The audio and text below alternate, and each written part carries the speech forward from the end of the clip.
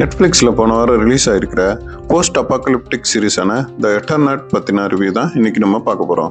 எனக்கு ரொம்பவே பிடிச்ச கேட்டகரி இது. 1950 அர்ஜென்டினாவில் வெளியான ஒரு காமிக்ஸை பேஸ் பண்ணி தான் இந்த சீரீஸ் எடுத்திருக்காங்க. ஃபர்ஸ்ட் சீசனில் மொத்தமாக 6 எபிசோடுகள் இருக்குது. தமிழ் டப் இல்லை. அர்ஜென்டினாவில் உள்ள ஒரு சிட்டியில் தான் கதை ஆரம்பிக்குது. ஃப்ரெண்ட்ஸ் எல்லாம் சேர்ந்து ஜாலியாக பார்ட்டி பண்ணலான்னு ஒருத்தர் வீட்டில் ஒன்று கூடுறாங்க. நல்ல வெயில் காலத்தில் திடீர்னு பார்த்தா பனி அடிக்க ஆரம்பிக்குது. இந்த பனி எந்த அளவுக்கு மோசமானதுன்னா பனிப்பட்ட அடுத்த நிமிஷமே ஆள் காலி ஆயிடுறாங்க. எதனால் இப்படி நடக்குது? இந்த குரூப்பும் அந்த ஊரில் உள்ளவங்களோட மற்றவங்க கதி என்னங்கிறத சொல்கிறது தான் இந்த சீரீஸ். கொஞ்சம் ஸ்லோவான சீரீஸ்னால ரொம்ப டீட்டெயில்ஸ் கொடுத்து உங்கள் இன்ட்ரெஸ்ட்டை குறைக்க விரும்பலை. நேச்சுரல் டிசாஸ்டர் கேட்டகரியில் ஆரம்பித்து சர்வைவல் மோடுக்கு போய் பின்னாடி மான்ஸ்டர் அட்டாக் கேட்டகரிக்கு மாறுது.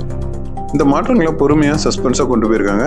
கேமரா, லொக்கேஷன்கள், பிஜிஎம் மற்றும் ஓவராலாக ப்ரொடக்ஷன் வேல்யூ நல்லா இருக்கு. நெட்ஃப்ளிக்ஸோட ப்ரொடக்ஷன் வேல்யூ பற்றி சொல்லவே தேவையில்லை. முதல் முறையாக ஹீரோ வீட்டிலேருந்து வெளியில் போவார் ஒரு சீனில். அதெல்லாம் ரொம்பவே அருமையாக எடுத்திருந்தாங்க. பேசிங்னு பார்த்தா ரொம்ப ஹீரோயிஸும் இல்லாமல் இயல்பாக மெதுவாக நகருது. 4வது எபிசோட் தரமாக இருந்துச்சு.